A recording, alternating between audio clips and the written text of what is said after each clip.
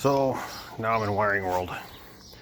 Now a lot of people are afraid of wire harnesses. They're afraid of wiring, but since it's kind of what I do for a living, I'm very comfortable with I'm normally very comfortable with wire harnesses. These need to be illegal.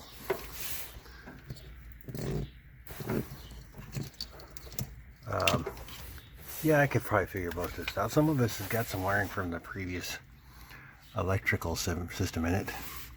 I've had enough of these apart. Well, not one this old, but I've had enough of these apart where I kind of know how things work. I'm going to try to get both of the vehicle harnesses through one hole. So this is the C harness. Most of it went to the engine, I think. Yeah, that went to the lights. That's not even Volkswagen. There's wiper motor parts. This is the A harness here. That's the part that plugs into the fuse panel. That's the part that goes to the C harness.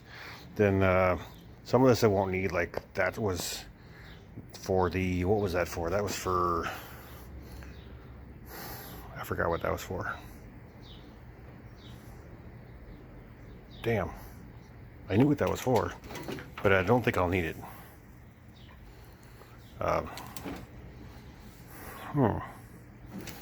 Yeah, I think it might have been part of the fan. Yeah, that's right. This was the thing that was, this is backwards on the schematics.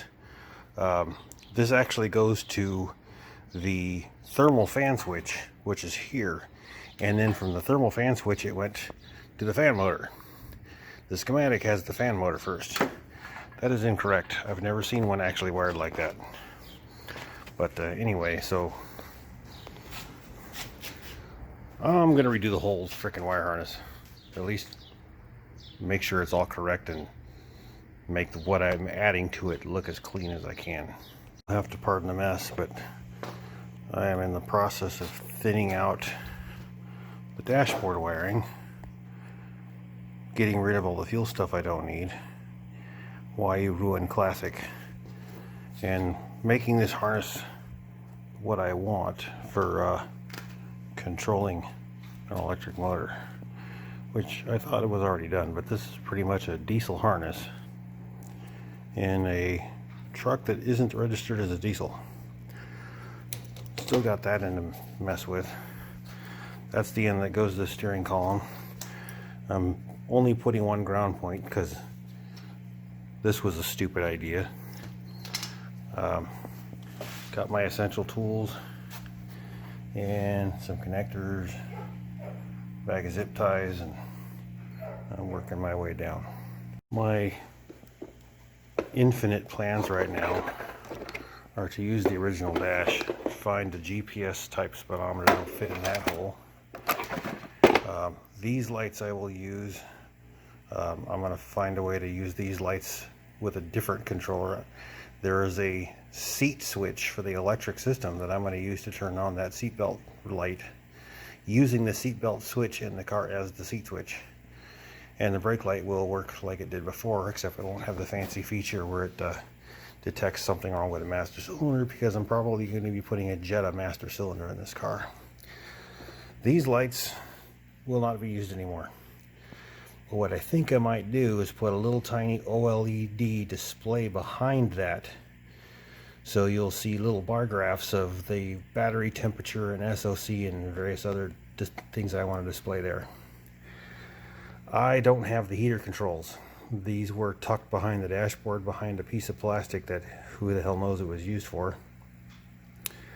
I'm thinking maybe I'll put a Raspberry Pi to see the RS-232 communication in the battery, and put that Raspberry Pi monitor right in that part of the dash. So that's what you'll see.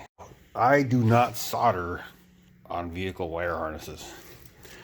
If you solder, let's say we have an end like this one right here, and you think you're going to do something better by soldering that connection instead of trimming it properly, what's going to happen is you're going to have solder wick up the wire I really wish this thing would focus. Wick up the wire to a point inside the insulation. It'll be hard there, and then after that you'll have the copper without the solder on it, and that makes this part stiff and this part flexible, which creates a failure point. Now it's a failure point that will be inside the wire. If there's a lot of vibration and a lot of harshness happens to the wire harness, it'll break inside the insulation there, where you will never see it, and will cause an intermittent problem that will drive you crazy trying to find, because it won't appear to be a broken wire. It'll just be the wire broken inside the insulation. So I never solder on vehicle wire harnesses. So I kind of got most of my plans for the engine harness done. These are going to a fuse box I'm going to add up here that I haven't decided about yet. But that is pretty much the front end harness done and ready to go. It's been completely changed around to run electric. The brake lights, backup lights, gear change, all that stuff is now part of the electric system. So that's kind of what these new wires are for. This is my box of goodies here. These are miniature Deutsch connectors. If you ever want a connector that's reliable, waterproof, and you can take it apart with a screwdriver, that's the ones you want. They use these a lot on commercial vehicles, and they're very reliable and very easy to work with. Some stuff to fix up the wire ends. These are tabs that fit in the relay sockets. Got the little lock tab on them so that they can lock into the relay. This is a special one. I found this on a forum. In case anybody's interested, this is a direct replacement for the old style pins that are in the old fuse boxes up to 1980. That was a good find. Heat shrink tube, wire wrap, Tessa tape, way better than black tape. This is not black tape. Zip ties, all the rest of the garbage that's in here. Yeah, you need a special crimper for the connectors. I got some LED bulbs in here somewhere. I don't know where they went, but yeah, handy stuff.